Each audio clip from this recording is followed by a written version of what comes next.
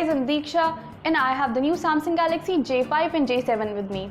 Now Samsung seems to have understood the importance of the budget segment, so these two look like decently loaded offerings at competitive pricing. However, the end result might be completely different, so take a look at the specifications and then we'll have a little chat about the smartphones.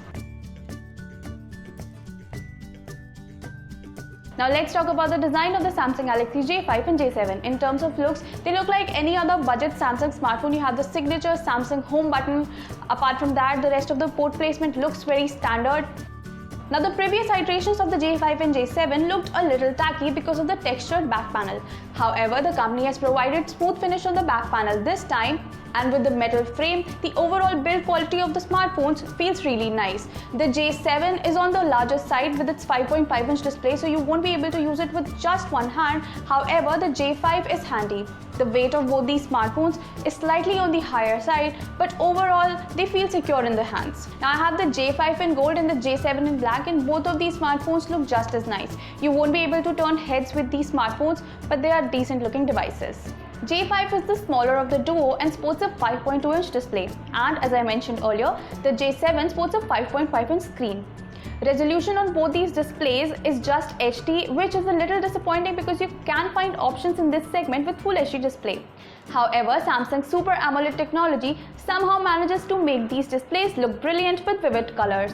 The screen brightness on both the phones is perfect for indoor lighting, and even when you step out in brightest of the sun, the displays do not wash out. Talking about the touch response, it's better on the smaller J5. The screen on the J7 does not respond as quickly as I would have liked. Overall, both the phones sport displays which are at par with the competition. Let's talk about the cameras now. Both the Galaxy J5 and the J7 sport 13-megapixel primary cameras and 5-megapixel front cameras, both of which come assisted by LED flash modules.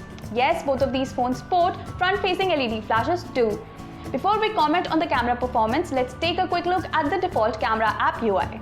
Now there's nothing special about the camera UI. This is the same app that I saw on the ON 5 and ON 7 as well. You get the regular options like some effects which you can apply real time while clicking photos or making videos. Apart from that, there are regular toggles like timer, flash, the picture size, and some modes which include a pro mode, panorama mode, beauty phase, sound shot, HDR, and night.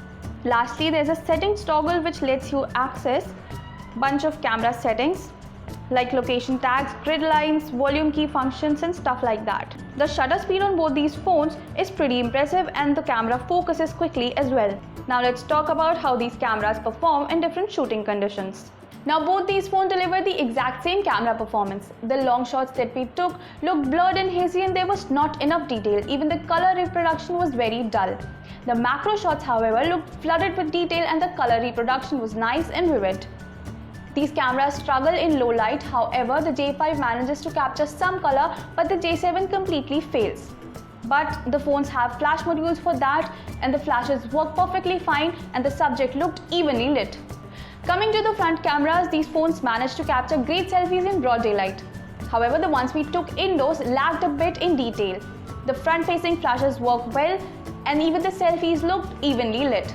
Overall, the Samsung Galaxy J5 and J7 lack in terms of camera performance and quality. The competition is far ahead, and these cameras are just average. Let's talk about the softwares on the Galaxy J5 and J7 now.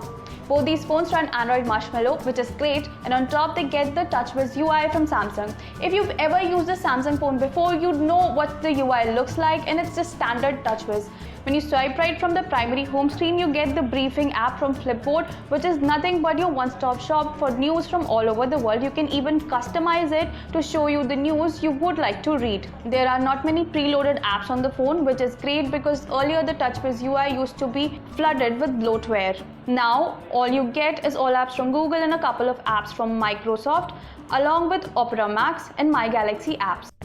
There are a bunch of first-party apps as well, like Smart Manager, which is Samsung's own phone optimization app, along with S Planner and S Health. There's also a Themes app, which lets you change the look and feel of the UI. Apart from that, there are not a lot of software features. You get the one-hand mode to be able to operate the phone with a single hand, and an easy mode as well. Now Samsung has come a long way and it has really improved the TouchWiz UI. You won't have any issues with the software on the J5 and J7. The UI looks clean and it operates smoothly. Time to talk about the processing on these phones. The Samsung Galaxy J5 is powered by a Qualcomm Snapdragon 410 processor along with 2 GB of RAM. The J7 on the other hand is powered by Samsung's own Exynos 7 chip, which is an octa-core chip clocked at 1.6 GHz. The J7 comes with 2 GB of RAM as well. Now these phones differ in terms of performance. The overall performance of the J5 was faster and smoother as compared to the J7. You can see the difference in the smallest of things, like opening an app would take lesser time on the J5 as compared to the J7. I even felt that the J7 was lagging while I was browsing through web. Talking about heavy usage, the J5 handled heavy games like a pro. There was no stutters or lags and the phone didn't heat up at all. The J7 on the other hand struggles a little bit while heavy gaming. The games took a little time to load, which didn't happen on the J5, and the game was lagging. In terms of rendering of the graphics, the J5 again had an edge over the J7, and overall, if we talk about just performance, the J5 is better than the J7. Lastly, let's talk about the battery life of these phones, which is absolutely brilliant. The J5 lasted for about 16 hours on our battery test, and the J7 lasted for about 17.5, which are great numbers. Even in real life usage, these phones managed to deliver about 24 hours of actual use, we're excluding the night time, which basically means that you could go a day and a half without charging these phones. And on top of it, you get Samsung's. So basically you won't face a battery crisis with the Samsung Galaxy J5 or the J7. Time for the verdict. Now the Samsung Galaxy J5 and J7 are really good offerings from the company, but the competition is tough. These phones struggle in terms of camera performance, and you have options like the ZOK Z1 and the Lenovo Moto G4 Plus, both of which offer great cameras. I said the performance is smooth, but the competition offers far better processors. Battery life is a plus for these phones, but then again you have the Xiaomi Redmi Note 3 with its 4100 mAh battery, which delivers just as great backup. I would recommend the Samsung Galaxy J5 and J7 only if you are looking for a top tier brand. But then again, Moto G4 Plus comes from Motorola, which is owned by Lenovo, and that's not a cheap brand either. In a nutshell, the competition is really tough. But if you have made your mind to buy either the J5 or the J7, I would recommend the J5.